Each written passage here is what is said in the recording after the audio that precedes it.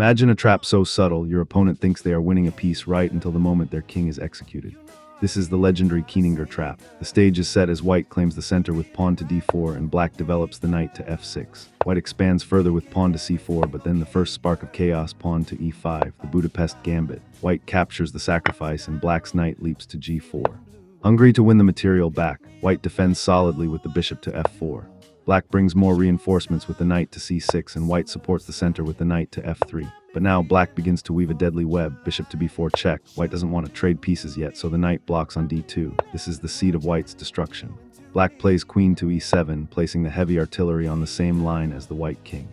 Notice the tension, the knight on d2 is now the only thing standing between the black queen and the white majesty. White, sensing no immediate danger and wanting to kick the intruders out, plays pawn to a3. It looks like a winning move, forcing the bishop to move, but black has already seen the end. Black ignores the threat entirely and captures the pawn on e5 with the knight. The board goes silent. The bishop on b4 is completely unprotected.